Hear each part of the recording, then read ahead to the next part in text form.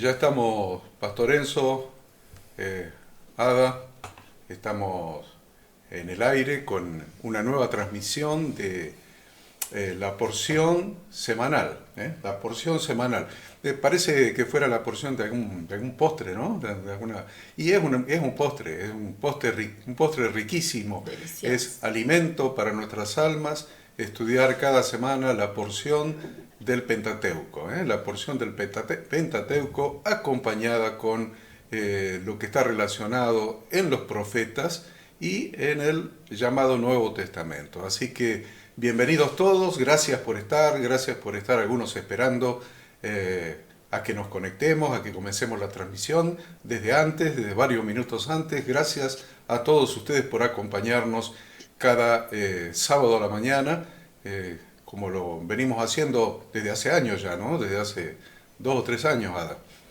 Muy buenos días a todos, un privilegio realmente estar juntos este nuevo día de reposo, meditando en su palabra, deleitándonos, como dice el libro de Isaías. Es un deleite para nuestra alma este día de reposo, donde meditamos, donde estudiamos, donde nos congregamos.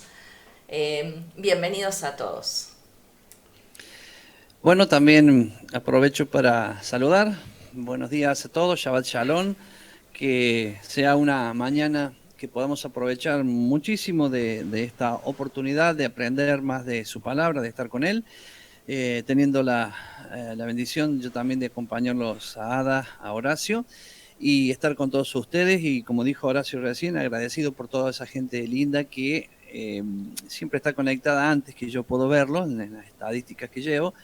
Los puedo ver ahí conectados esperando la programación. Así que tengan un excelente día y que lo podamos aprovechar al máximo en aprender de su palabra. Bueno, antes de empezar a desarrollar el tema, quisiéramos saber de qué tema se trata. Que Ada nos diga, a ver, de qué tenemos que hablar hoy, porque vamos a tratar de estudiarlo sacando algunas enseñanzas para nuestra vida cotidiana como hijos de Dios. Así que Ada nos introduzca en el tema para que después podamos desarrollar las enseñanzas. Bien, recordando a todos que seguimos caminando hacia Pentecostés, hacia Shavuot. Hoy es el día 28, es la cuarta semana de este conteo que debemos hacer de 7 semanas más un día, cuarta semana o cuarto Shabbat de un total de 7 semanas que debemos contar. Así que expectantes de lo que Dios va a hacer con nosotros y de lo que hacemos cada día en este proceso. La parashá, la porción de esta semana, es la número 32, recibe el nombre de Behar, que significa en el monte, justamente porque así comienza la porción. Y las lecturas que abarcan es Levítico 25, 1 al 26, 2, el profeta Jeremías, la porción de la Haftará, Jeremías 32 del 6 al 27, y del Nuevo Testamento Lucas capítulo 4 del 16 al 21. Y los temas principales que vamos a abordar en este estudio es lo que Dios instruye con respecto al año sabático. Vamos a hablar del año del jubileo, del rescate de la tierra, de las ciudades levíticas, de algo muy interesante que es la prevención de la pobreza entre su pueblo, el siervo israelita, que es siervo de un israelita, y teniendo siempre en mente que la transferencia de la tierra y de las posesiones de los israelitas en Israel debían hacerse bajo las instrucciones de Yahweh, porque Israel es una tierra santa y una tierra que le pertenece al Señor. No debemos olvidar que una de las causas del exilio de Israel a Babilonia fue justamente porque Israel dejó de observar este año sabático, llamado también Shemitah. Luego vemos esto relacionándose con el profeta Jeremías, porque justamente es la porción del profeta Jeremías donde él redime una parcela de tierra de un familiar, aunque esta instrucción por parte de Dios parecía no tener lógica, ya que Jerusalén estaba a punto de ser invadida. Sin embargo, vemos ahí a el profeta obrando como un redentor, redimiendo una porción de tierra de un familiar, en este caso de un tío de él. Y luego la vamos a ver relacionado con la porción del Nuevo Testamento, donde vemos a Yahshua anunciando a todo el mundo que él vino a librarnos, a sanarnos, a restaurarnos. Y vemos a través de todo este estudio del día de hoy que nuestro Dios Yahweh es equitativo, es solidario, Él está en contra de la avaricia, nos enseña a depender totalmente de Él en la confianza de que en la obediencia hay bendición. Nos enseña a valorar la libertad, a respetar la dignidad de las personas, sea cual sea la condición de pobreza en la que transitoriamente una persona se encuentra. Y tampoco debemos perder la perspectiva global, porque ya estamos casi a las puertas de finalizar con el libro de Levítico, la semana que viene va a terminar, y vemos que no hay, Dios sigue legislando, Dios sigue legislando la convivencia de esta nación que Él está formando. Recuerden que están en el desierto, recuerden que habían salido de la cautividad, Dios había dado su Torá, había dado los 10 mandamientos, y Él sigue legislando para que este pueblo, apartado para Él, este pueblo que fue llamado a diferenciarse del resto de los pueblos, funcionen de la manera que Él planificó que debemos funcionar. Y no hay ningún aspecto de la vida cotidiana, como tampoco ningún aspecto del funcionamiento del tabernáculo, ningún aspecto del servicio a Dios por parte de sus sacerdotes y levitas que Dios haya dejado librado al azar. El principal objetivo de toda esta porción es estimular al pueblo de Dios de todas las épocas a confiar totalmente en Él. Esto es como un gran pantallazo de todo lo que esta porción abarca. Es una porción que humanamente, si lo miramos desde la lógica humana, desde el razonamiento humano, tiene mandamientos contradictorios. Porque trabajar la tierra 6 años, o sea, no se olviden que la economía de esa época era una economía agrícola. Claro. Diríamos agrícola-ganadera. Y trabajar la tierra durante 6 años y no sembrar ni cosechar, no sembrar ni cosechar. El 7º año realmente es contradictorio. O sea, en mi condición de egresado de la Facultad de Ciencias Económicas, esto es conflictivo, es chocante. Pero miren lo que es la sabiduría de Dios, ¿no? Porque Él establece un año de reposo para la tierra, reposo de la tierra. Nosotros estudiamos y practicamos el día de reposo, el 7º día de la semana, es el reposo nuestro. Pero acá Dios está hablando del reposo de la tierra. Y le podemos llamar año sabático de la tierra, podemos llamarle Shemitah, como se llama en hebreo, pero lo que nos enseña para empezar a hablar, tenemos, miren, si tuviéramos 5 horas o 6 horas, no terminaríamos de agotar la profusa temática que contiene esta porción. Porque yo veo que el verdadero origen de la prosperidad material del ser humano no consiste en el exceso de trabajo que realice, ni su capacidad, consiste en que el ser humano se someta a la voluntad de Dios y cumpla sus instrucciones. Allí está el verdadero origen de la prosperidad económica material del ser humano, en someterse a la voluntad de Dios y cumplir sus mandamientos, cumplir sus instrucciones. Y en relación al trabajo de la tierra, de la cual proviene todo el sustento y toda la prosperidad, aún hoy, porque todo proviene de la tierra, ha evolucionado la tecnología, la electrónica, la mecánica, todo lo que ustedes quieran. la química, todas las ciencias relacionadas. Sin embargo, todo proviene de la tierra. Analícelo y véalo, no hay nada que no provenga de la tierra, ningún producto.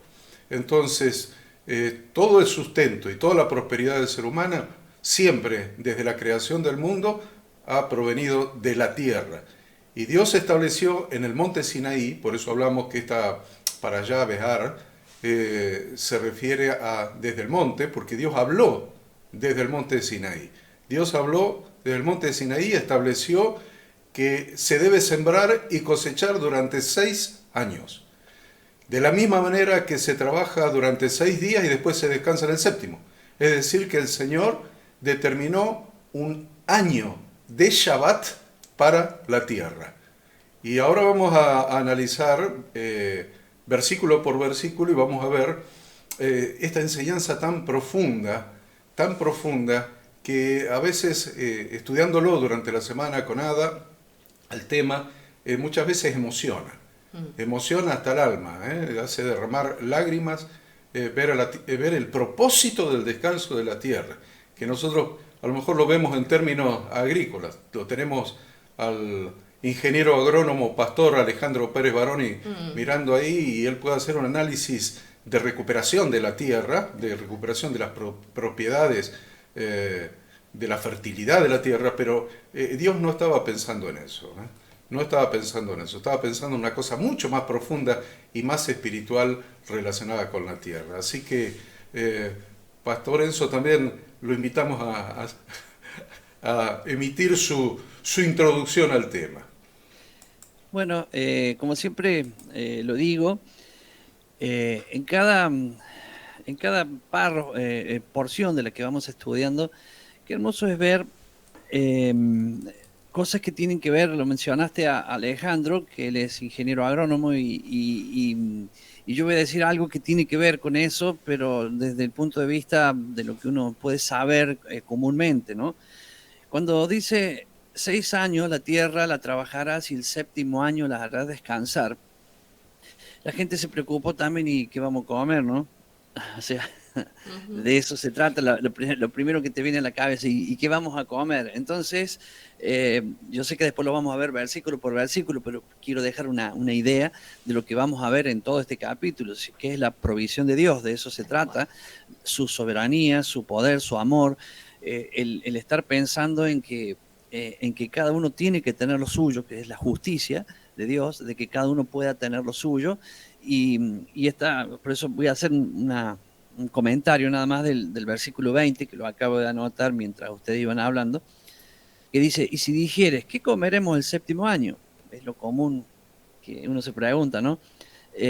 Dice, he aquí, no hemos de sembrar, no hemos de recoger nuestros frutos. Entonces, y ahí dice el Señor, entonces yo os enviaré mi bendición el sexto año, y ella hará que haya fruto por 3 años más. Pero miren, vamos a engrandecer el nombre de Dios, porque realmente acá lo vemos que Él es el soberano. Dice, 6 años trabajará la tierra y el séptimo año la hará descansar. ¿Y qué vamos a comer el séptimo año? Bueno, tranquilo. El sexto año yo me encargo de que la tierra produzca para que te alcance el séptimo, el octavo, y que recién el noveno, cuando recojas, puedas comer. Pero por eso lo nombrábamos a Alejandro, ¿no? Al ingeniero agrónomo. La tierra, en los 6 años que uno la va sembrando y cosechando, la tierra va perdiendo eficacia, porque no es lo mismo el primer año, que la tierra está con toda la fuerza de, no sé, yo voy a decir proteína, Alejandro diría quizá otra cosa, ¿no? Pero todas las proteínas que tiene la tierra, en el sexto año las ha consumido por algo. Dios sabe que tiene que descansar la tierra, pero en ese año que la tierra ha perdido la productividad que podía dar, Dios dice que en ese año Él nos va a dar tanta abundancia que va a alcanzar para los años siguientes. Entonces, soberanía, amor, poder de Dios, lo que yo más quiero rescatar, el cuidado de Dios hacia sus hijos, hacia su pueblo. Eso es lo que quería destacar en ese versículo, que seguramente después también vamos a ver otras cosas más que nos dice. Qué bueno, qué bueno. Entonces, vamos a empezar con el tema de el versículo 1, bueno, lo hemos referido ya, ¿no? Que Dios habló desde el monte, desde el monte Sinaí, que es donde Dios hizo el pacto con su pueblo. Dios hizo el pacto con su pueblo y estableció las condiciones del pacto. No nos podemos olvidar de esto, porque nosotros estudiábamos en una de las lecciones de la Facultad Bíblica que hay un orden de prelación de las leyes de Dios. Hay un orden de jerarquía de las leyes de Dios. Sin duda que lo que él escribió con su dedo en las tablas de piedra tiene una jerarquía superior.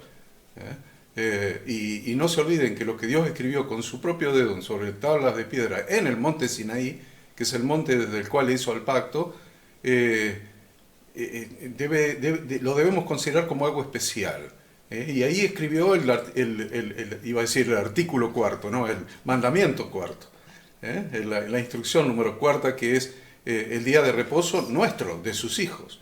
Pero desde el monte, por eso es importante que destaquemos que esto también está dado desde el monte.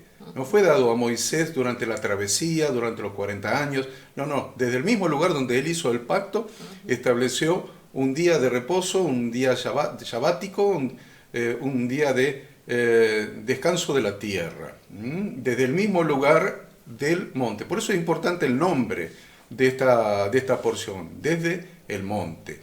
Y en el versículo 2 dice, habla a los hijos de Israel y diles, cuando hayáis entrado en la tierra que yo les doy, la tierra guardará reposo para Yahweh. Y ahí hay un secreto, hay dos secretos. Uno es la tierra que yo les doy, y la otra es guardará reposo para Yahweh. No es reposo para el hombre. La tierra guardará reposo para Yahweh. Si leemos en Génesis capítulo 2, dice, estos son los orígenes de los cielos y de la tierra cuando fueron creados, el día que Yahweh Dios hizo la tierra y los cielos y toda planta del campo. Acá nos está dando muchos secretos. Dios hizo la tierra, los cielos también, obviamente, pero también Dios hizo toda planta del campo, antes que fuese en la tierra. Lo hizo fue como el tabernáculo, ¿no? Que estaba hecho en el cielo y Moisés lo copió. Acá está diciendo lo mismo. Hizo toda planta del campo antes que fuese en la tierra. Ya estaba en el corazón de Dios la concepción de las plantas y toda hierba del campo, dice, antes que naciese, porque Yahweh Dios aún no había hecho llover sobre la tierra, ni había hombre para que labrase la tierra, sino que subía de la tierra un vapor el cual regaba toda la faz de la tierra. O sea que no nos queda duda, y después lo vamos a ver con más versículos, que de Yahweh nuestro Dios es la tierra. Y de Él es la tierra y Dios se la da a quien Él quiere, y anote esto, por el tiempo que Él quiere. Y les aviso que hasta que no venga Yahshua nuevamente, la tierra no volverá a ser nuestra porque pasó algo por el camino, ¿no? Entonces, los justos heredarán la tierra.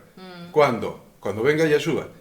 Todavía la tierra no se la ha dado a nadie definitivamente. Sigue siendo la tierra de Yahweh y Él procede como quiere, y lo vamos a estudiar después en los versículos 3 y 4. Pero es muy importante que vayamos tomando nota de estas cosas, y que la tierra guardará reposo para Yahweh. Es muy importante porque todo reposo ordenado por Dios es para Él. Todo reposo que Dios ordena es para Dios. Y en este caso, porque la tierra le pertenece. Por supuesto que este reposo de la tierra incluye el reposo de las personas, porque no hay siembra ni hay cosecha tampoco. Por lo que este reposo debe ser un tiempo para que sus hijos lo dediquen a Dios de una manera especial. Dice, a ver, este año no sembramos ni cosechamos, entonces estamos de farra todo el año.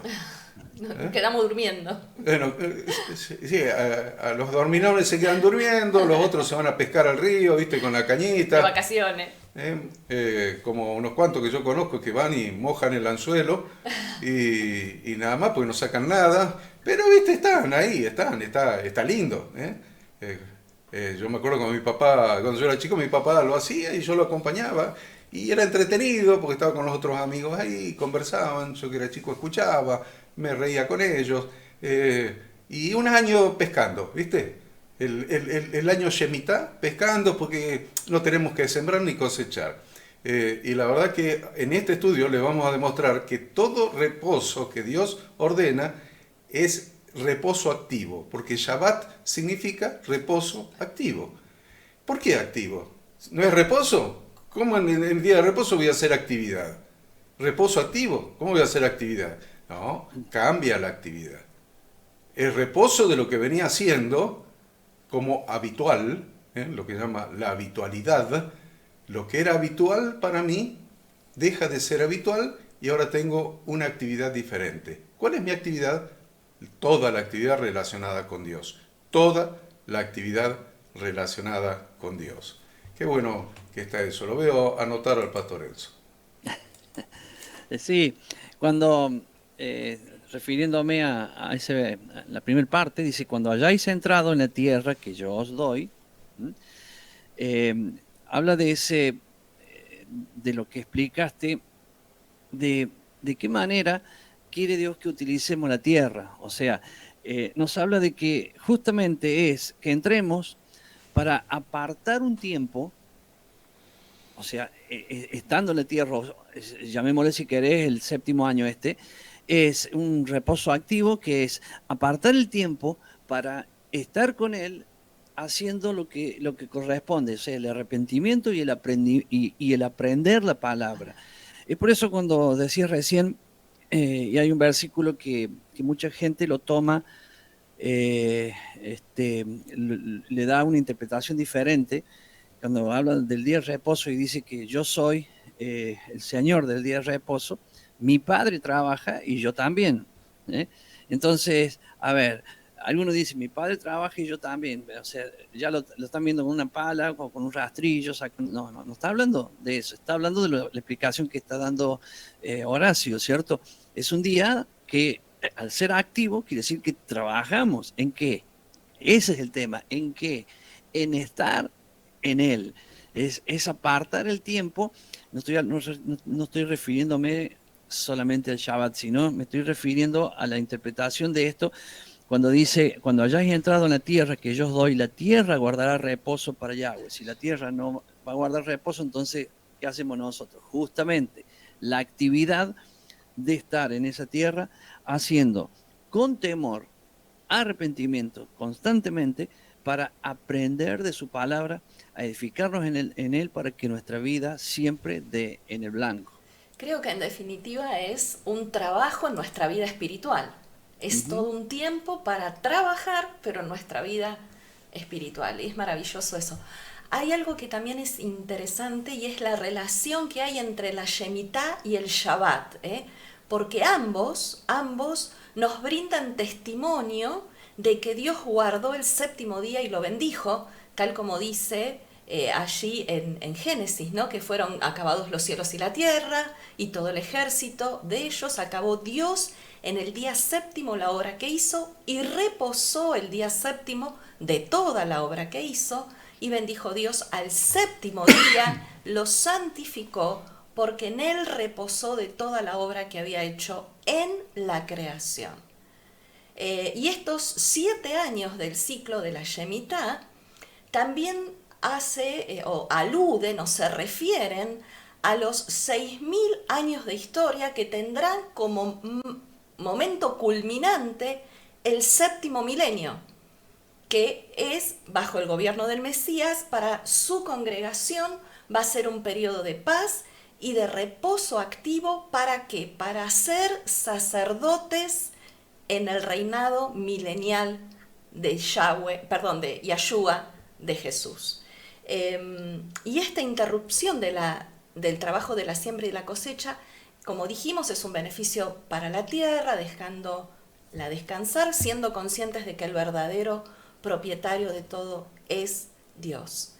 y también es un tipo de descanso para nuestras almas, en el que todos los creyentes entramos por medio de ponernos el yugo de la enseñanza de Yahshua. Lo dice su palabra y es así, nos ponemos el yugo de Yahshua a través de estudiar, de atarnos a Él y de aprender de Él. Es interesante lo que está diciendo Ada, ¿no? Que nos ponemos el yugo de la enseñanza de Yahshua. Y el yugo es una herramienta de trabajo. Uh-huh. Es realmente una herramienta de trabajo, ¿no? El yugo no se usaba para otra cosa, sino para uncir 2 bueyes o 2 mulas para que tiren de otra herramienta que tiraba el arado o tiraba un carro. O sea que el yugo es un elemento de trabajo.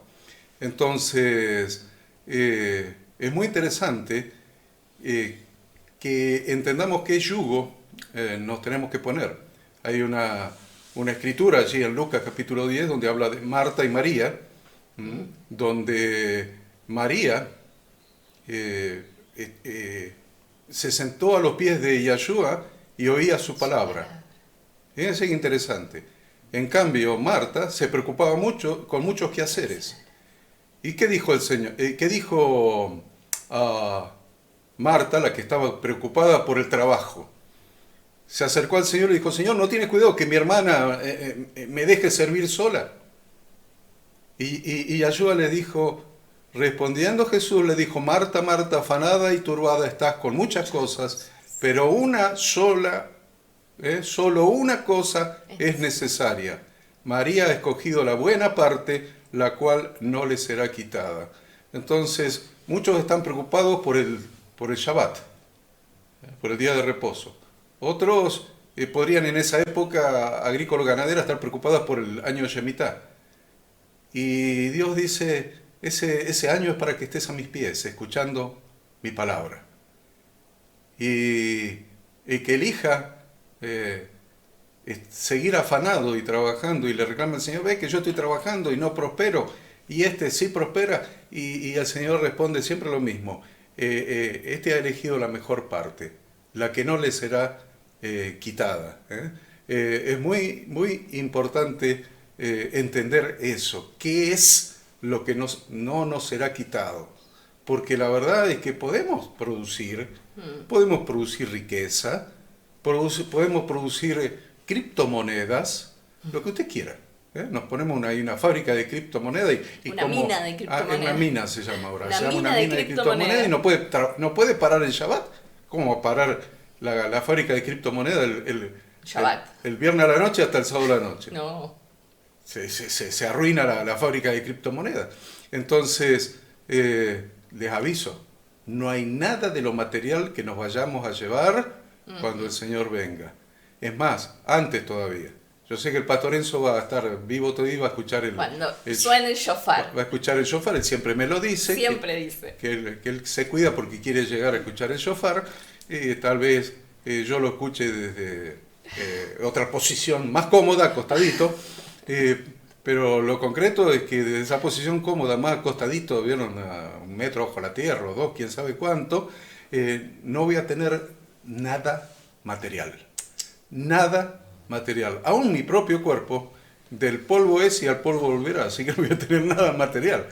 Entonces, realmente obedecer al Señor y hacernos tesoros en los cielos, nos da una semana, un día a la semana para hacernos tesoros en los cielos. Tal cual. Y 1 año le daba a su pueblo para que se haga tesoros en los cielos. Muy importante que el día séptimo debe ser un día en el que obtengamos su absoluta paz. Esto anótenlo porque es la primera enseñanza fuerte que vamos a dar en esta mañana. El día séptimo, el día de reposo, el día séptimo, el día de reposo, que está relacionado, porque fíjense que en ninguna otra fiesta de las de Levítico 23 se habla de un reposo de un séptimo día, un séptimo, relacionado con reposo. Sí hay un reposo en las fiestas, obviamente, pero no tiene relación con el número 7. El número 7 para Dios es especial. Entonces, dos cosas tienen relación con el número 7. Es el séptimo día de la semana y el séptimo año, el séptimo año, y después vamos a ver el jubileo, las 7 semanas de 7. las 7 semanas de 7. El séptimo día siempre tiene relación con el día de reposo. Y vamos a empezar a dar alguna enseñanza. A ver, el día séptimo debe ser un día en el que obtengamos su absoluta paz. Su absoluta paz. No puede haber en nuestro corazón rencillas ni enojos. A ver, hay una enseñanza bíblica que está relacionada con esto, que está en Efesios. Dice, airaos, pero no pequéis. No se ponga el sol sobre vuestro enojo, ni deis lugar al diablo. Podemos perfectamente interpretar, algunos dicen, no, pero eso tiene que ver con todos los días. Bueno, yo lo voy a relacionar con un solo día, con el comienzo del día séptimo. No podés iniciar un día consagrado, apartado, santificado, para tener comunión con Dios, para estudiar su palabra, con enojo en tu corazón. No se puede empezar. ¿Por qué? Porque dice, no se ponga el sol. Entonces no dejes que el sol del sexto día se ponga, porque ahí vas a entrar de una manera especial en la presencia de Dios. Vas a decir, yo santifico este día para el Señor. ¿Así? ¿Cómo lo santificas? ¿Enojado? No se ponga el sol del sexto día sobre vuestro enojo, ni des lugar al diablo. Esto coincide con la referencia al número 7 que hacen Pedro y nuestro Redentor Jesucristo en un interesante diálogo que establece un muy importante mandamiento que es imprescindible para entrar en el reposo del Señor. ¿Qué mandamiento? A ver, entonces se le acercó Pedro y le dijo, Señor, ¿cuántas veces perdonaré a mi hermano que peque contra mí? ¿Hasta 7? Ahí tienen el número clave. ¿Hasta 7? Jesús le dijo, no te digo hasta 7, sino aún hasta 70 veces 7. No se puede comenzar el día de reposo teniendo amargura en el corazón, resentimiento en el corazón, conflictos en el corazón, porque estoy consagrando mi vida a un día de comunión con Dios y el pecado no puede tener comunión con Dios. No podemos presentarnos a nosotros mismos como la ofrenda de sacrificio de ese Shabbat. Acuérdense que en el Shabbat nos presentamos a nosotros mismos como la ofrenda del sacrificio. Cada Shabbat. Un sacrificio, dice la Escritura, vivo, santo, agradable a Dios, en el día de reposo, o el sacrificio del día de reposo, sin cumplir el principal mandamiento de Shabbat. ¿Cuál es el principal mandamiento de Shabbat? Pero yo os digo que cualquiera que se enoje contra su hermano será culpable de juicio. Y cualquiera que diga necio a su hermano será culpable ante el concilio, y cualquiera que diga fatuo quedará expuesto al infierno de fuego. Por tanto, si traes tu ofrenda al altar, ¿cuál es la ofrenda del Shabbat? Nosotros mismos, por eso dice, presentad vuestro cuerpo como sacrificio vivo, santo, agradable a Dios.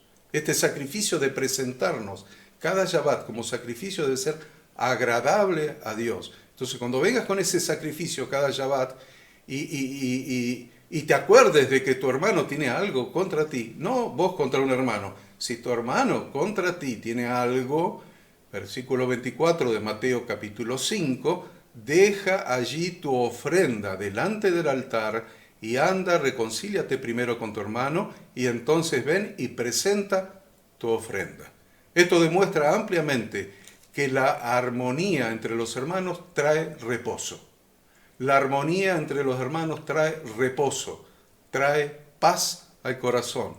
El versículo 4 nuevamente remarca que la tierra tendrá descanso, reposo para Yahweh. El reposo siempre es para Yahweh. Siempre. Nunca el reposo es para nosotros, ni para la tierra. El reposo de la tierra, aún el de la tierra, es para Yahweh. El nuestro es para Yahweh. Siempre nuestro reposo es para Dios. Así que es muy importante que empecemos a darle practicidad a los mandamientos de la Torá, a empezar a aplicar los mandamientos, porque es lindo conocer la profundidad teológica de los versículos, pero la verdad que los versículos y lo que Dios mandó son instrucciones para que nuestra vida dé en el blanco. Entonces, ¿qué instrucción aprendemos acá? Tiene que ser un día de sacrificio a Dios, y ese sacrificio tiene que ser hecho en absoluta paz. Algo que a mí me gusta siempre recordar es el inicio. El inicio, ¿cómo fue? Dios, o sea, voy a partir del inicio de la creación del hombre, ¿no? Dios hizo al hombre y lo puso en el paraíso. ¿Qué trabajo tenía que hacer el hombre? Nada, tenía todo servido. O sea, él estaba en el reposo. ¿Cuál era entonces el trabajo de Adán? Vivir esa relación que Dios le había dado en su presencia. O sea, él venir y estar allí con Adán. Y él tenía todas, o sea, la provisión era dada por Dios. No es que Adán estaba todo el día de brazos cruzados, no se refiere a eso, se refiere a que Dios era el proveedor de ese hombre y esa mujer. A causa del hombre y de la mujer, esa separación se produce, que es el pecado que divide con Dios, y Dios instala en varias oportunidades lo que estamos viendo ahora, ¿cierto? Por ejemplo, bueno, ahora vas a tener que trabajar la tierra para comer, pero un día vas a descansar para estar conmigo. Fíjese, o sea, ahí, o sea, así va partiendo esta historia. Y después le va diciendo, ahora 6 años trabajará la tierra y el 7º año la hará descansar. Vuelve con el ciclo que estaba hablando Horacio, que también o sea, muy bien lo explicó, bien clarísimo, bien claro y fácil, porque a veces algo es claro, pero se complica por algo, ¿no? Esto está bien fácil para entenderlo, para que lo hagamos parte en nuestra vida.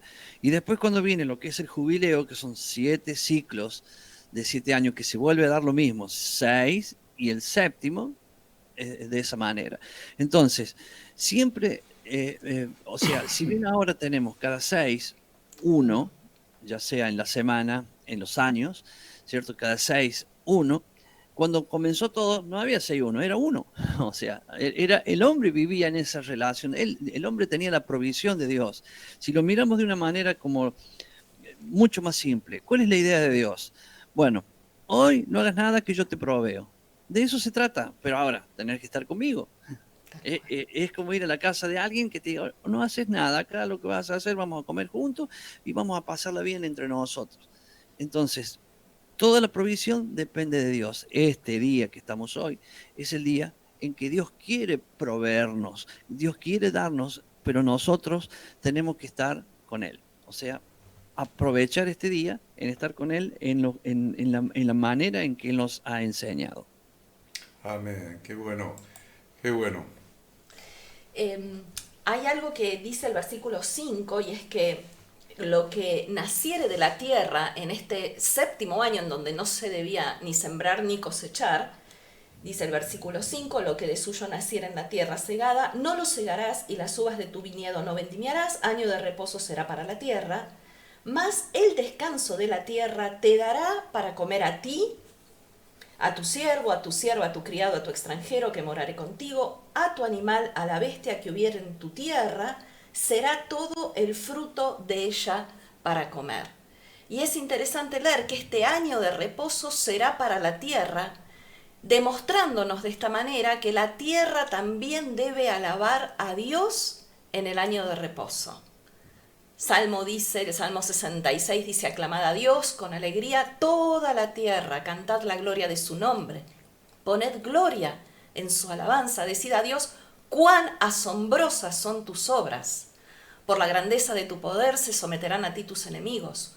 Toda la tierra te adorará y cantará a ti, cantarán a tu nombre. La tierra en ese año de reposo, ese año de Shemitá, la tierra alaba a Dios teniendo un verdadero reposo activo, porque aún el producto de las semillas que no fueron plantadas intencionalmente sino que cayeron al suelo cuando se recolectó la cosecha del 6º año,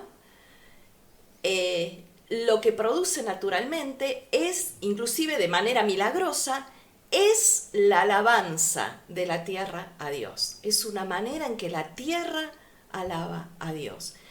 Y le llamamos reposo activo porque milagrosamente la tierra, aún en su descanso, nos dará para comer a todos, a todos, a todos. Tal vez sea esta la manera que la tierra tiene para alabar y adorar al Creador, esto es, a través de producir frutos.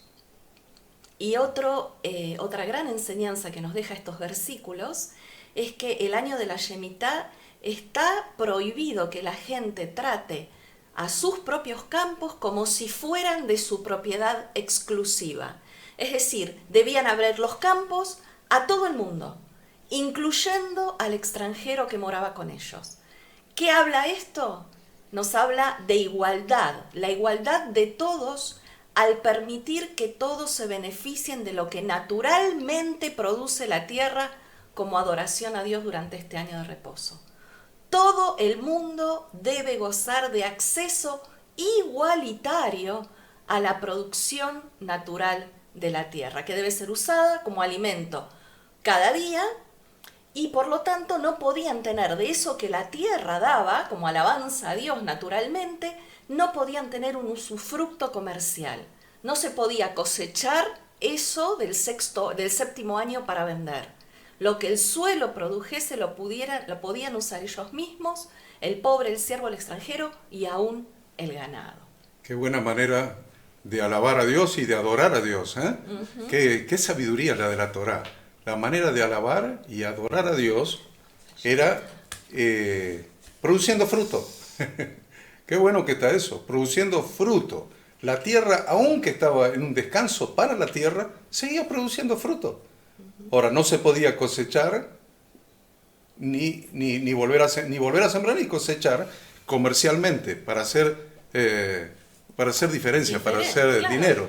Pero para sí ganar. estaba abierto, ya no había el rico, ni pobre, ni extranjero, ni menesteroso, no había, estaban todos abiertos, iban, agarraban lo que necesitaban para comer en el momento y la tierra adoraba a Dios y alababa a Dios produciendo fruto.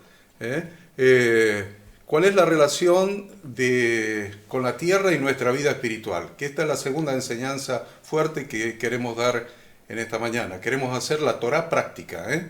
Si usted conoce toda la Torá y no la puede poner en práctica, estamos más o menos mal. Entonces, no debemos olvidar, en primer lugar, que todo lo que Dios hizo es bueno. Todo lo que Dios hizo es bueno y que todo le pertenece a Él. Dice la Escritura, de Jehová es la tierra y su plenitud, el mundo y lo que en él habitan. Nunca nos olvidemos de que todo lo que Dios hizo es bueno y todo es de Él, le pertenece a Él.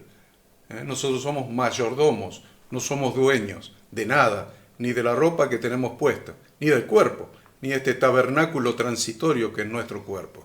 En segundo lugar, Dios hizo que la tierra produjera alimento para el ser humano.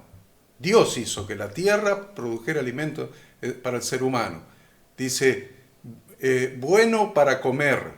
Jehová Dios plantó el huerto en Edén al oriente y puso allí al hombre que había formado. Y Jehová Dios hizo nacer de la tierra todo árbol delicioso a la vista y bueno para comer. También el árbol de vida o de la vida en medio del huerto y el árbol de la ciencia del bien y del mal. En tercer lugar, aprendemos que Dios encargó al hombre el trabajo de labrar la tierra para bendición, es decir, para obtener su alimento diario con gozo, siendo co-creador con él. Dios le mandó en el huerto que labrase la tierra. Tomó pues Jehová Dios al hombre y lo puso en el huerto de Edén para que lo labrara y lo guardase. Pero no era el trabajo de la maldición, porque después el trabajo se convirtió en maldición, como decía el pastor Enzo hace un rato. Se convirtió en maldición, pero cuando Dios creó el trabajo no era maldición, era motivo de gozo, de productividad, de comunión con Dios, de proveerse el alimento. Era hermoso, ¿eh? Porque al administrar un bien que pertenece a otra persona, el hombre fue constituido en mayordomo de Dios. Dios lo constituyó en su mayordomo. Dijo, la tierra es mía. Ahora, sacá, labrala, hermoseala y come de ella. En cuarto lugar, al desobedecer las instrucciones de Dios y pretender ser su propio Dios, el hombre trajo maldición sobre la tierra. Y este es el tema clave. El hombre trajo maldición sobre la tierra. Al hombre dijo, por cuanto obedeciste la voz de tu mujer y comiste del árbol que te mandé diciendo, no comerás de él, maldita será la tierra por tu causa. Ahí está la frase clave. Maldita será la tierra por tu causa. Con dolor comerás de ella todos los días de tu vida. Espinos y cardos te producirá y comerás plantas del campo. Con el sudor de tu rostro comerás el pan hasta que vuelvas a la tierra, porque de ella fuiste tomado, pues polvo eres y al polvo volverás. Ahí viene la maldición de la tierra. La maldición de la tierra. Y en quinto lugar, podemos decir que Dios apartó y bendijo. Dios apartó, siempre Dios hace eso. Cuando hay maldición, Dios apartó y bendijo una fracción de su tierra y la dio a sus hijos, es decir, a su congregación. Hizo que esa tierra fuera una tierra de bendición, una tierra, como dice la Escritura, que fluye leche y miel. De toda la tierra que el hombre había maldecido, Dios apartó una fracción, la bendijo y la hizo fluir leche y miel.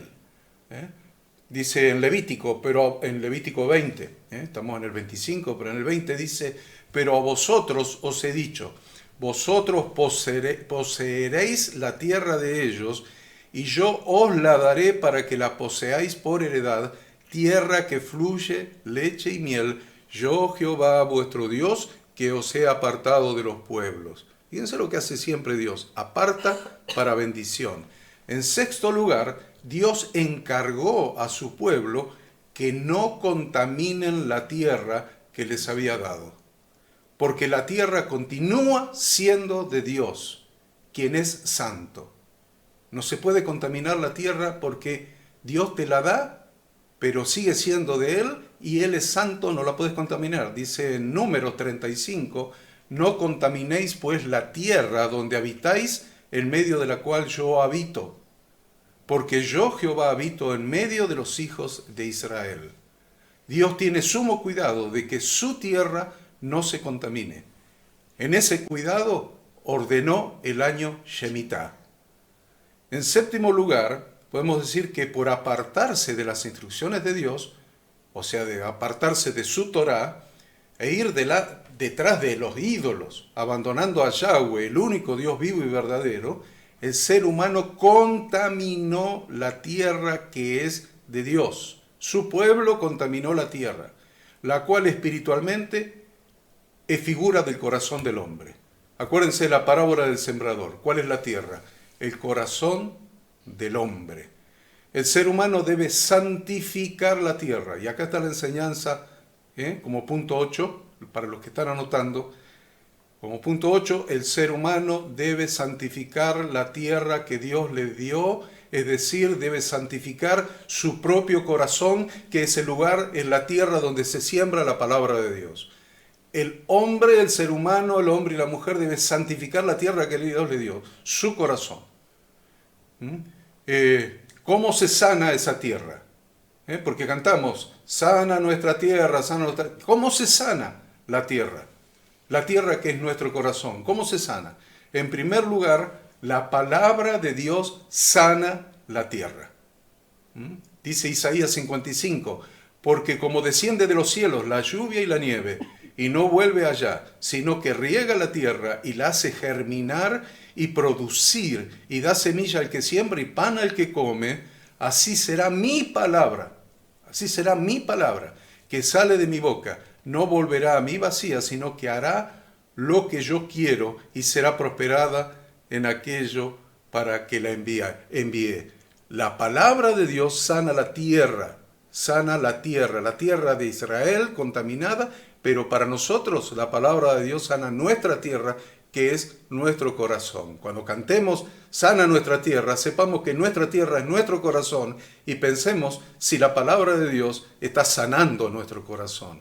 En segundo lugar, vemos en la Escritura que la teyubá es el camino para sanar la tierra, porque en definitiva es el retorno a la palabra de Dios. Usted está mirando esta enseñanza en retorno.tv. Retorno significa teyubá. ¿Retorno a qué? Retorno a la palabra de Dios que sana la tierra de nuestro corazón, porque la palabra es la que sana. Dice en 2 Crónicas 7, si yo cerrare los cielos para que no haya lluvia, y si mandare a la langosta que consuma la tierra, o si enviare pestilencia a mi pueblo, si se humillare mi pueblo, sobre el cual mi nombre es invocado, y oraren y buscaren mi rostro, y se convirtieren de sus malos caminos, entonces yo iré desde los cielos y perdonaré sus pecados y sanaré su tierra. La teyubá sana la tierra, porque la teyubá te lleva a la palabra de Dios, que es la que en definitiva, esa semilla de la palabra de Dios es la que sana la tierra. Y promete, ahora estarán abiertos mis ojos y atentos mis oídos a la oración en este lugar. ¿Querés que los ojos de Dios y sus oídos estén atentos a tu oración? Hacé teyubá, sea verdadero arrepentimiento bíblico, y estudia la palabra y deja que la semilla de la palabra de Dios sane la tierra de tu corazón. Y en noveno lugar vamos a decir que los justos heredarán la tierra y vivirán para siempre sobre ella. Salmo 37, 29.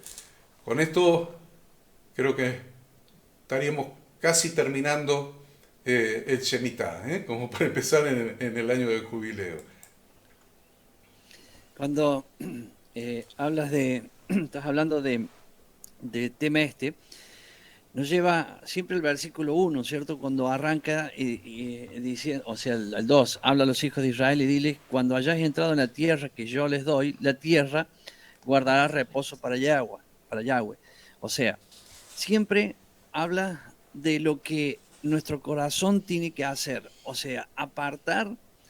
Tenemos este día, ¿cierto? Que es para apartarlo para Dios, para tomarnos un tiempo en teyubá, o sea, haciendo arrepentimiento, para que renueve, o sea, eso es lo que a veces lo explicamos tantas veces y generalmente a muchos se le olvida que justamente hoy es ese ciclo. Esta mañana yo salía temprano y iba con mi hermano, y le mostraba, ahora en este tiempo los árboles están ya marrones, que las hojas se les han caído, las calles están polvorientas porque no hay lluvia, y digamos, como yo vivo en un lugar que hace unas cuadras entras en la ruta y ya es campo, están los sembrados, el pasto a los costados, está todo medio como amarillo, y o sea, la tierra, eso se llama, es un proceso de la tierra. En cuanto a la tierra es un proceso. Pero el agua, cuando llega, digamos, septiembre, ¿cierto? Y viene el agua, viene ese renuevo, se pone todo verde, un verde espectacular, y cambia totalmente la fisonomía del lugar. Todo lo cambia. Eso es lo que produce, lo que estaba explicando Horacio, y llevándolo, como lo hizo Horacio, llevándolo a la práctica. Cuando nosotros, en este caso, cada ciclo de 6 días, en el séptimo día, nuestra vida, nuestro interior, comienza por estar en ese ciclo de los 6 días, a estar de esa manera, y el agua que viene hacia la tierra, es el agua, la palabra de Dios, hace que se renueve nuestra vida. Cada ciclo, hoy es el día que Dios está renovando eso, pero nosotros lo tenemos que hacer con temor y con arrepentimiento. Por eso hablaba de teyubá Horacio recién, y es la práctica semanal, es una partecita, un pequeño anticipo de lo que Dios nos está dando para su reino milenial, que ya no van a ser unos días y después ese renuevo, sino que viviremos un año, 1000 años completos en su presencia, aprendiendo y entendiendo bien todo aquello que nos enseñó en su Torah.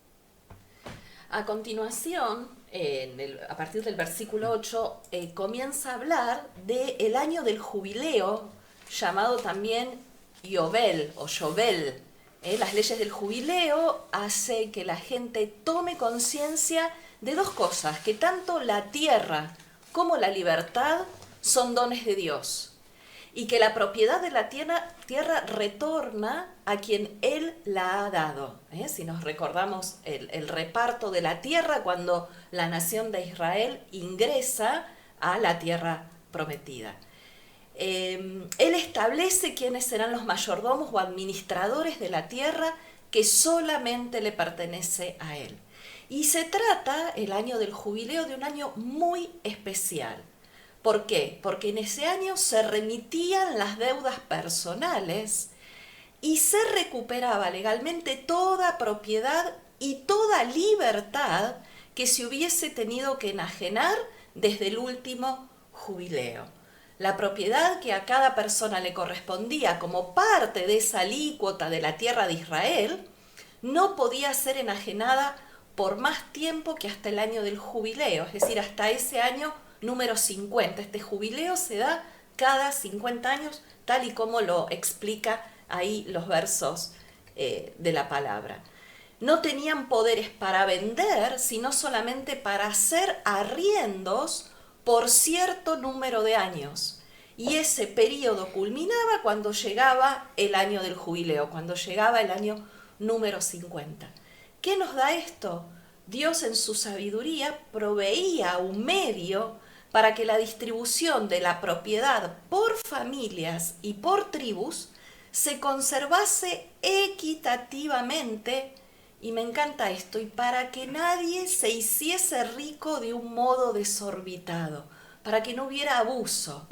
Todo esto que venimos diciendo, el hombre se apropió de la tierra, el hombre quiso ser su propio Dios, el hombre le dio la espalda a Dios, y en ese darle la espalda a Dios se olvidó del prójimo. Entonces, ¿qué apareció? Apareció la avaricia, el afán por tener.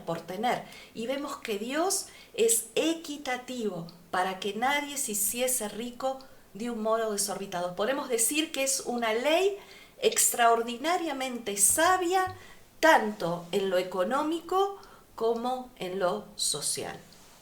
Y habla ahí de 7 semanas de años, 7 veces 7 años, de modo que los días de las 7 semanas de años vendrán a ser 49 años. Sabemos, como bien estuvimos hablando hoy todo el tiempo, del número 7 representa la idea de que se completa un ciclo. Siempre 7 representa el ciclo de la creación. Es por ello que tanto el Shabbat como el año de la Shemitá dan testimonio de que la creación en toda su plenitud es de Yahweh. Y dice algo más, dice que harás tocar fuertemente la trompeta en el mes séptimo a los 10 días del mes.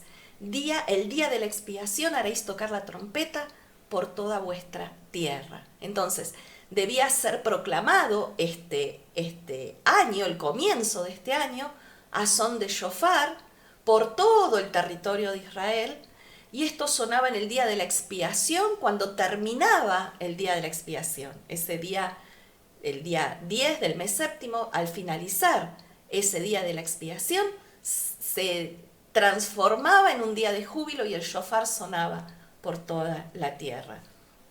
Y dice el versículo 10, santificaréis el año 50, habla de un año santo, y pregonaréis libertad en la tierra a todos sus moradores. Este año será de jubileo, volveréis cada uno a vuestra posesión y cada uno volverá a su familia. Todos los siervos deben ser emancipados, incluso si no han trabajado el mínimo de año, el término mínimo que eran 6 años. Supongamos que hubieran pasado 3 años, que la persona estaba en servidumbre, aún así, en ese año, todos recuperaban la libertad. Y la palabra jubileo, la raíz de Yobel, significa carnero, por eso es el cuerno de carnero que se tocaba al shofar que consagraba este año. También esta palabra significa movimiento. ¿Por qué? Porque los siervos al salir libres, todo el mundo gozaba de la libertad de ir y venir, había un movimiento, libertad, cada uno retornaba, y también Yobel significa gozo o sonidos de alegría. De ahí proviene la palabra júbilo. Jubileo viene también la palabra júbilo. Qué bueno que los terrenos que habían sido vendidos entre un jubileo y el siguiente retornaban a sus propietarios.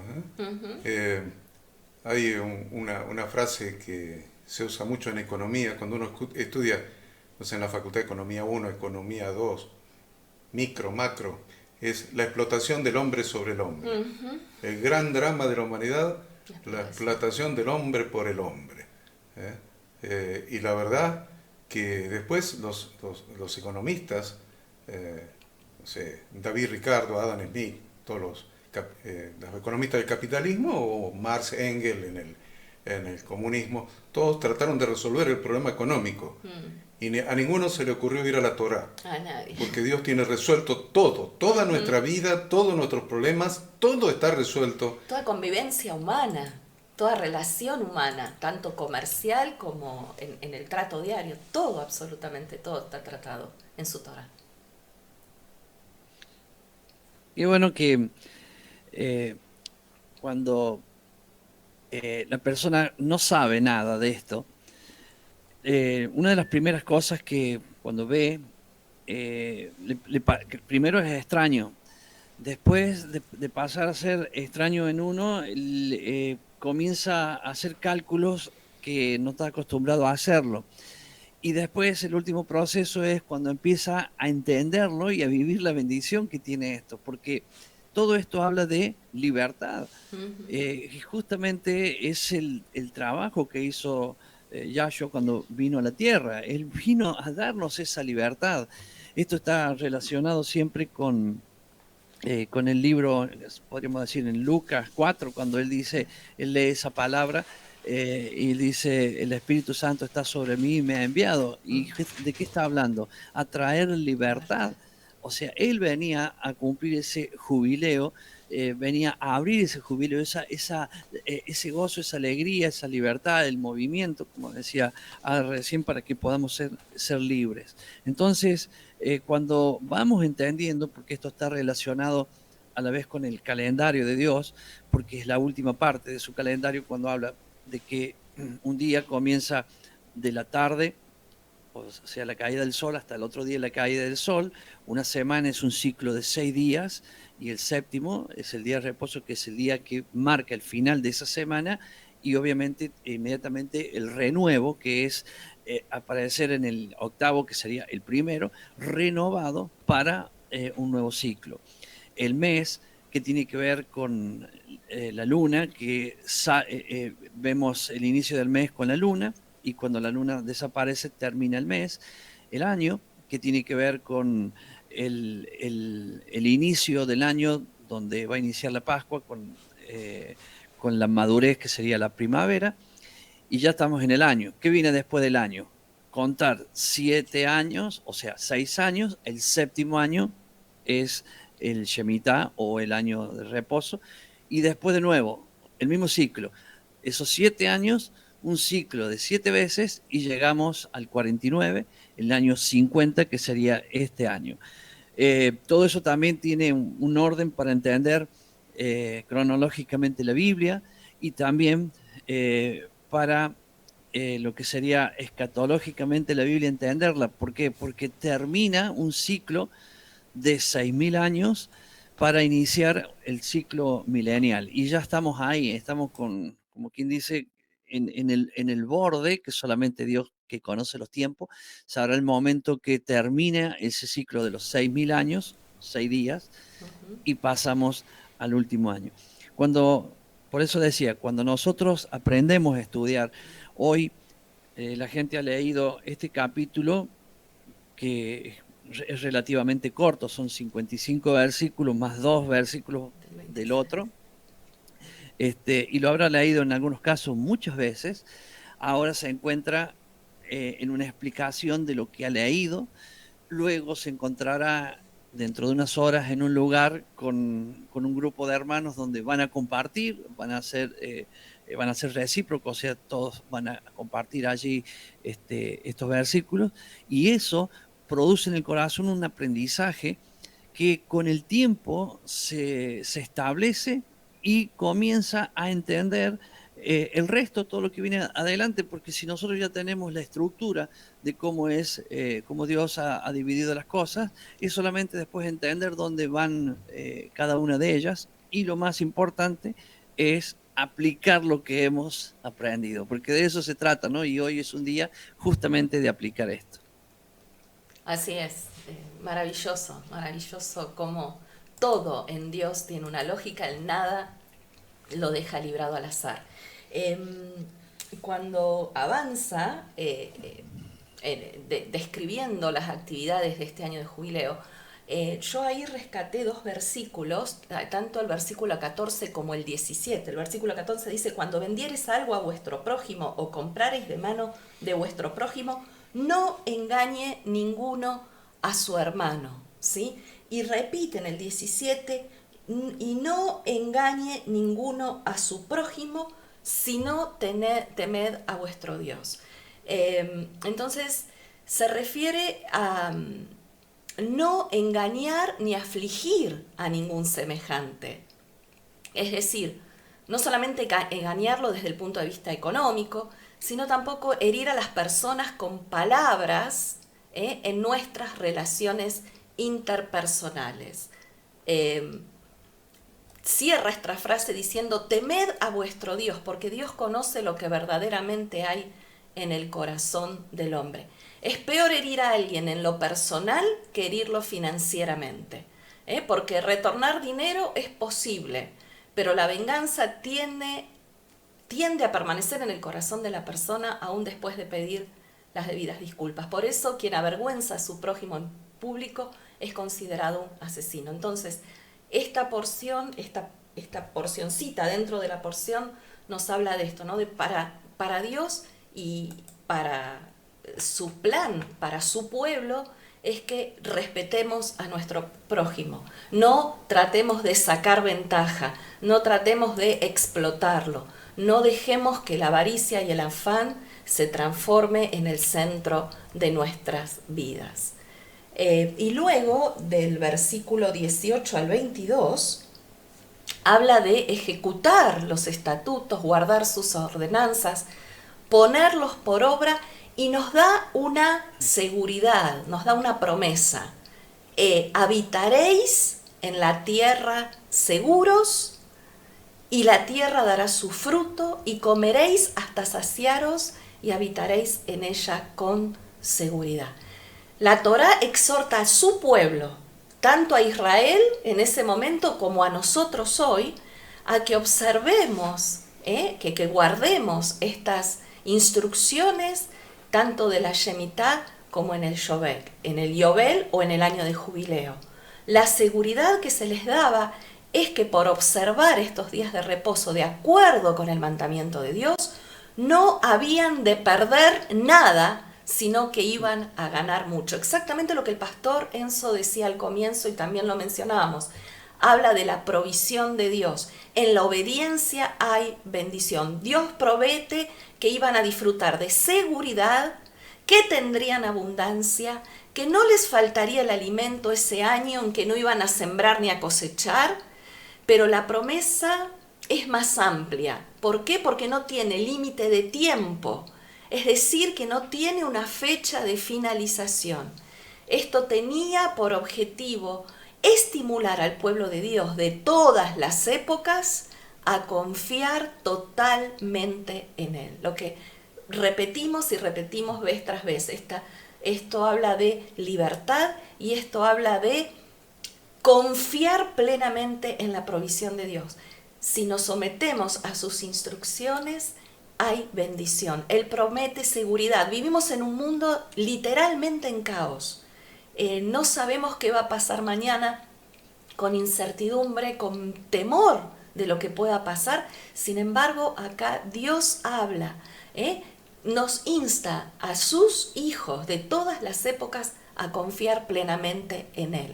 Él nos va a proveer y Él nos va a dar seguridad. Qué bueno que Él nos da seguridad y la promesa es para siempre. Para siempre. No es solamente para esa época, no es solamente para esa época. ¿Tiene algo para decir, pastor? Sí, justamente estos versículos 18, 19 y el 20, repite la palabra que están hablando ustedes, que dice, el 18 dice, y habitaréis en la tierra seguros. En el 19 dice, y habitaréis en ella con seguridad. Esta palabra que se repite dos veces y por algo tiene que ver, primeramente está diciendo, ejecutad pues mis mandamientos. Y tenemos que ver el orden de Dios. A mí me gusta observar esto, así como Horacio estudió en la facultad para contador o economía.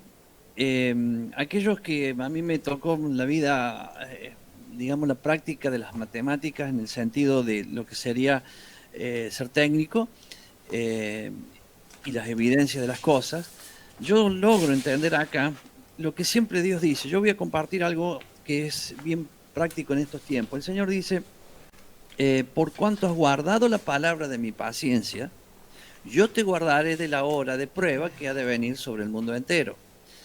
Pero hay que entenderlo como está escrito. Si ya guardaste la palabra de mi paciencia, está hablando en ese tiempo, ya la guardaste, entonces yo ahora te guardo de lo que va a venir. ¿Qué pasa si yo no guardé? Él lo mismo me va a guardar. No, Él va a cumplir su palabra. Acá nos está diciendo, ejecutad pues mis mandamientos y guardad mis ordenanzas, que es lo que viene hablando anteriormente. Dice, y habitaréis en la tierra seguros. Esa palabra seguros es la palabra confianza, habitaréis con confianza. Inclusive en otras versiones directamente no dice ni siquiera seguridad, sino dice confianza. Que es la palabra bitajón en hebreo. Cuando uno empieza a ejecutar los mandamientos, o sea, a vivir los mandamientos, inicia un proceso, porque lo va a hacer por la fe, porque de eso se trata el obedecer. La fe es la emuná en hebreo. Lo voy diciendo porque hay gente que directamente ya no dicen fe, dicen emuná, ¿cierto? Y hay otros que dicen emuná y te quedan mirando, ¿y qué quiere decir eso? Entonces, por eso es parte del aprendizaje que también hacemos aquí, ¿no? Entonces, hay que entender que la fe y la confianza parecen lo mismo, pero no son lo mismo. Entonces, yo lo voy a hablar prácticamente, no voy a entrar en la filosofía de las palabras porque no llego hasta ahí, ustedes lo explican 10 veces mejor que yo a eso. Pero sí, en la práctica, que es lo que me interesa. Ejecutar los mandamientos se hace por fe. Yo creo en lo que Dios dice, entonces voy y hago lo que Dios dice. Entonces, cuando yo empiezo a ejecutar los mandamientos, a hacer lo que Dios dice, comienzo una relación con Dios que me va a producir confianza. La confianza no es el día que yo empiezo a ejecutar. Miren, 6 años trabajarás. Vamos a suponer que tenemos un campo. 6 años trabajarás. Yo estoy trabajando y Dios quiere que la confianza esté puesta en Él, no en mí. Pero lamentablemente yo digo, bueno, estoy sembrando, ya veo el crecimiento de la plantita, todo el trabajo que estoy haciendo me está dando resultados. De alguna manera estoy confiando en mí. Entonces, 6 años lo hago, pero llega el 7º año que Dios dice, no siembres nada, yo te voy a dar. Entonces, si en esos 6 años que yo estuve haciendo mi trabajo, no aprendí a creer que Dios ese 7º año me va a proveer, obviamente que yo la voy a pasar mal ese 7º año. Pero si yo ya lo cumplí, cuando yo esté en el 7º año voy a tener facilidad de creer, o sea, ahí entra la confianza en lo que Dios me va a decir. Entonces yo me voy a levantar por la mañana, ¿cierto? Y sé que Dios tiene la provisión para mí. Eso es vivir en la confianza o en la seguridad que está diciendo aquí. Es por eso que mucha gente falla en este punto y cree al no diferenciar la fe de la confianza vendría a ser un fruto de haber ya vivido en la fe, de haberle creído a Dios, entonces ahora yo estoy confiado. ¿Por qué digo esto? Porque los tiempos que se vienen son muy difíciles. Entonces, vamos a esperar que todos, o sea, si nosotros hace 10 años atrás no veíamos los problemas que hay hoy. Entonces hoy vemos los problemas, pero a ver, de acá a un tiempo más adelante van a haber otros problemas. Entonces, cuando lleguemos ahí, cuando estemos en medio de todos esos problemas, vamos a tener la confianza de que Dios nos va a proveer. O sea, cuando haya hambre, vamos a tener la confianza. Si no hemos aprendido a hacer un ciclo de 6 y 1 en la provisión,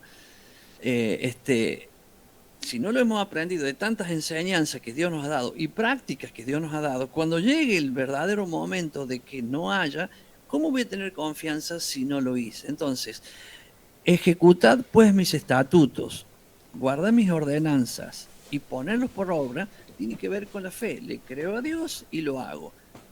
¿Qué trae eso? Y habitaréis en la tierra seguro. Se produce la confianza y yo en medio de los problemas estaré confiado de que Dios siempre va a librar mi vida. Lo trate de hacer bien práctico para que se entienda esa diferencia de lo que es la confianza de la fe, que hay ejemplos, yo sé contar algunos ejemplos aparte para ilustrarlo, porque si no la gente cree que la fe y la confianza es lo mismo y es muy parecido, pero es un fruto que viene después de haber ejecutado la fe de Dios. Clarísimo, clarísimo y tan necesario para nuestra vida diaria.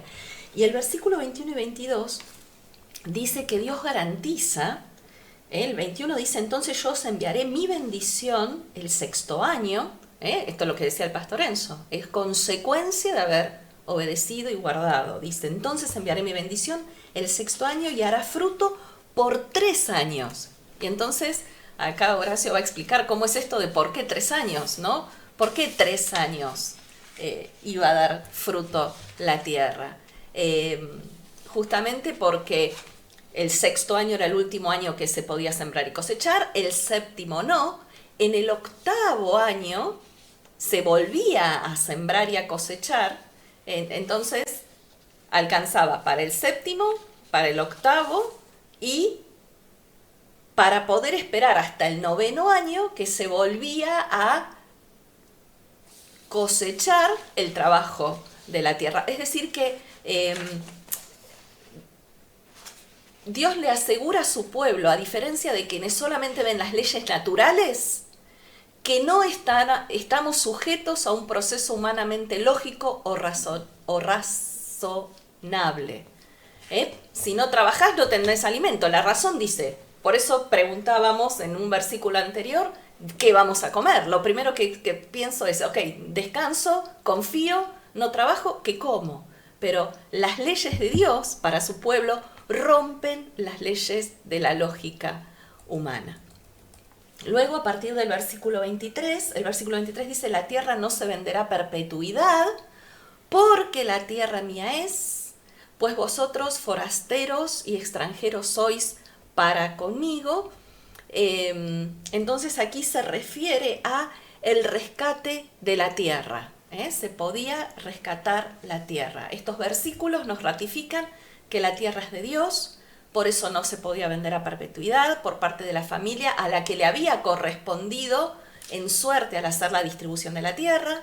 Solamente se podía vender en relación a sus años de producción, como dijimos, lo que equivale lisa y llanamente a vender los frutos de la tierra. Y si alguien que caía en pobreza debía vender la tierra para mantener a su familia, podía rescatarla antes del año del jubileo. El precio se fijaba según las cosechas transcurridas desde la venta, y si la persona no tenía medios, acá aparece la figura en la que nos vamos a centrar, y es que podía hacer este rescate de la tierra su pariente más próximo. Este pariente se llama en hebreo Goel, que significa redentor. Y ese redentor, este pariente cercano que podía redimir la situación de este hermano hebreo, es tipo de Yeshua. quien fue nuestro Redentor siendo nuestro hermano. Si la tierra no era rescatada antes del jubileo, entonces la tierra volvía al que la había vendido o hipotecado en el año del jubileo. Bien, esta palabra que menciona Ada, el Goel, el pariente más cercano, el Redentor, es muy significativo en el Nuevo Testamento. Es muy significativo, el pariente cercano. Acuérdense del libro de Ruth. Cuando vos rescata a Noemí, cúbreme, porque tú eres mi pariente cercano. Qué interesante que es esta figura. El versículo 25, vamos a enfocarnos un cachito en el versículo 25 para explicar esto del Goel. El versículo 25 encierra un significado muy especial. Dice, cuando tu hermano empobreciere. No dice cuando alguien empobreciere. Podría decirlo de muchas maneras en el idioma hebreo, en el idioma castellano o cualquier idioma, pero usa la palabra hermano. Cuando tu hermano empobreciere y vendiere algo de su posesión, entonces su pariente más próximo vendrá y rescatará lo que su hermano hubiera vendido. Este versículo está relacionado con el 47. Vayamos al 47. Miren el 47 lo que dice. Si el forastero o el extranjero que está contigo se enriqueciere, y tu hermano, ven que usa la misma figura, y tu hermano que está junto a él empobreciere y se vendiere al forastero o extranjero que está contigo o a alguno de la familia del extranjero, después que se hubiere vendido, podrá ser rescatado, ¿quién? ¿Quién lo rescatará? Uno de sus hermanos lo rescatará. Hemos dicho que la Hada ha dicho que la palabra hebrea Goel significa redentor. En realidad es el pariente más cercano que redime a su hermano. Es el pariente más cercano que redime a su hermano. Esto representa la liberación de la esclavitud de cada uno de nosotros. Este es el significado espiritual para nosotros, por lo cual hoy vamos a alabar a Dios de una manera especial. Hoy que tenemos esta porción de las Escrituras, vamos a alabar a Dios de una manera especial, porque el significado de esta Escritura, de esta porción de esta Escritura, significa la liberación de nuestra esclavitud por parte de nuestro hermano cercano. Porque Jesucristo es nuestro pariente más cercano, el cual nos podía redimir. Nuestro pariente más cercano que nos podía redimir. Por esta razón se hizo hombre. Porque si seguía siendo lo que era delante de Dios desde la eternidad, no nos podía redimir. Porque no se había convertido en nuestro pariente cercano. No tenía forma de hombre. No se había hecho próximo a nosotros. No se había acercado, no se había hecho prójimo. Se hizo cercano a nosotros, se hizo nuestro hermano para podernos redimir. Por eso Hebreos 2:11 y 12 dice, porque el que santifica, el que santifica y los que son santificados, de uno son todos, por lo cual no se avergüenza de llamarlos hermanos, diciendo, anunciaré a mis hermanos tu nombre, en medio de la congregación te alabaré. Y Yahshua vino a anunciar entre sus hermanos, nosotros, se hizo pariente cercano a nosotros para anunciarnos el nombre de Yahweh, para revelarlo. Por eso en Juan capítulo 17 dice, les he revelado tu nombre. Entonces, Dios nos sacó de la servidumbre de Egipto, pero no para nada. No para nada. Estábamos en servidumbre, como el hermano israelita que se vendía a un extranjero. Así estábamos, vendidos al mundo, vendidos a Egipto, vendidos al pecado, vendidos a Satanás. Y el Señor nos sacó de esa servidumbre, nos redimió, nos rescató, nuestro Goel, nuestro pariente más cercano, nuestro Redentor, nos redimió, pero no para nada, sino para que ahora le sirvamos a Él. Nos cambió la servidumbre. Me gusta cuando el apóstol Pablo dice, Pablo, apóstol de Jesucristo, siervo, y habla de siervo. No habla de siervo en el original. La verdadera traducción sería esclavo de Jesucristo. Esa es la traducción correcta, que es traducido livianito en la Reina Valera como siervo de Jesucristo. Esclavo de Jesucristo. Nuestro Goel nos redimió para que ahora le pertenezcamos a Él. Es muy importante esto en este día, porque en este día hemos de alabar y hemos de adorar a Dios, porque Yahshua, su Hijo, vino a revelarnos el nombre de Dios, y Dios es nuestro Salvador. La salvación es de Jehová, la salvación es de Yahweh, la salvación es de Yud-Hed Bab-Hei, que es el nombre revelado de Dios. De Él es la salvación, y vino nuestro Redentor a revelarnos la salvación de Yahweh para hacernos libres de la esclavitud, para hacernos siervos de Jesucristo. Y le diría, para hacernos esclavos de Jesucristo. ¿Cuál palabra te gusta más, Enzo? La palabra que corresponde es esclavo. La palabra que le corresponde es servidor de Él. Somos de Él. Esta es la parte central de todo este estudio, de todo lo que hemos visto hoy. A pesar que quedó literalmente en la parte última, pero era mejor cerrar con la parte central, porque toda la escritura depende de esto. O sea, cuando estudiábamos en Génesis, lo veíamos a José, era el hermano redimiendo a toda la familia. O sea, José redimiendo a toda la familia. Esto es algo que está repetido en toda la historia y es la figura de Yahshua, que es por eso que cuando él dice, toda la escritura habla de mí, está hablando de esto, porque estamos estudiando, yo siempre soy claro en esto, ¿no?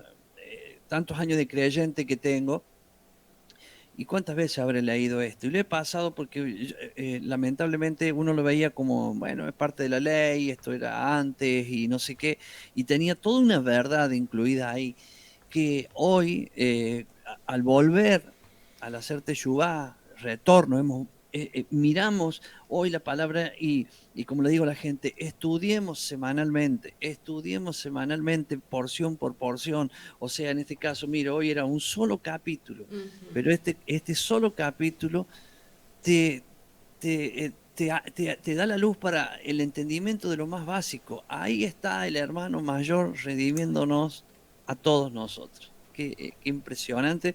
Por eso me sumo a lo que decía Horacio.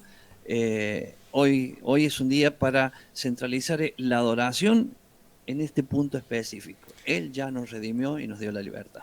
Bueno, y como hacemos siempre, como hago siempre, tengo este vicio de hablar de los últimos versículos de la parashá, de la porción, que está en el capítulo 26, versículos 1 y 2. Dice, no haréis para vosotros ídolos ni escultura, ni os levantaréis estatua, ni pondréis en vuestra tierra piedra pintada para inclinarlos a ella, porque yo soy Yahweh vuestro Dios. Guardad mis días de reposo y tened en reverencia mi santuario, yo Yahweh. Entonces, no hagan para ustedes ídolos. Hay un solo Dios que todo lo hizo y que todo lo gobierna, y a quien todo pertenece, el cual es espíritu, no tiene forma para ser una estatua. Los ídolos son todas aquellas cosas que ocupan en nuestra vida el lugar que solamente a Dios le corresponde ocupar. No solamente son estatuas, ya sean objetos, ya sean personas, ya sean pensamientos, ya sean sentimientos, ya sean ideas, ya sean proyectos, ya seamos nosotros mismos. Todo lo que en nuestra vida, en nuestro corazón, en nuestra tierra, que es el tema de hoy, lo que en nuestra tierra, nuestro corazón, ocupa el lugar que solamente a Dios le corresponde ocupar, es un ídolo. Y acá dice que no nos hagamos ídolos. Lo segundo que dice es guardar los días de reposo de Dios. Por eso dice específicamente mis días de reposo. Mis. No dice los días de reposo de ustedes. Ah, pero este es mi día de reposo. Dice, puedo decir yo, Pastor Enzo Lada. No, señores. Los días de reposo son de Dios. Por eso dice específicamente mis días de reposo. Lo tercero es tener reverencia, en reverencia al santuario. El santuario de Dios. Tener en reverencia el santuario de Dios. ¿Qué es el santuario? El santuario es el lugar donde Dios habita y tiene comunión con el ser humano. Lo fue el huerto de Edén, lo fue el tabernáculo, fue el templo. Entonces el lugar donde Dios habita y tiene comunión con el ser humano. Es Dios en medio de su congregación. Eso es el santuario. Dios en medio de su congregación. Luego de la destrucción del templo de Jerusalén, aplica a nosotros mismos como templos del Espíritu Santo. Este es el santuario donde habita Dios y tiene comunión con nosotros. No es que tiene comunión conmigo en mi casa o en mi cuarto, como dice Jesús cuando enseña a orar. Ahí también. Pero más importante, lo que más le importa a Él es tener comunión con cada uno de nosotros en conjunto como iglesia, como congregación. Como templos del Espíritu Santo, y la congregación es el templo santo para morada de Dios en el Espíritu. Eso dice la palabra. Los tres símbolos fundamentales de nuestra fe, por medio de los cuales podemos permanecer espiritualmente enteros, es evitar la idolatría, observar el Shabbat y sentir temor reverencial por el templo. El templo que es la congregación de los santos. Y son el testimonio, estas tres cosas, son el testimonio visible. Lo ve nuestros vecinos, lo ve nuestros parientes, nuestros familiares. Estos tres son el testimonio visible de que Yahweh es nuestro Dios y no nosotros dioses nuestros.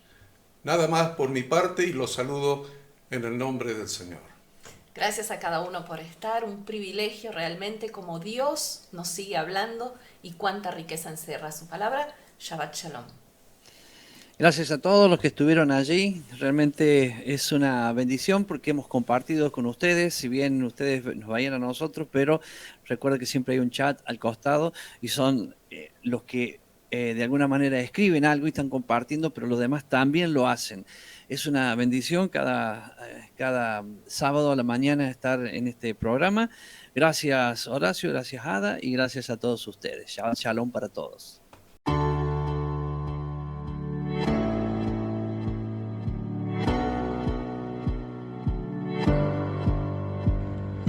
Queremos que tú también conozcas esta herramienta que durante los últimos 18 años ha sido útil para las iglesias de todo el mundo de habla hispana, capacitando cientos de siervos de Dios.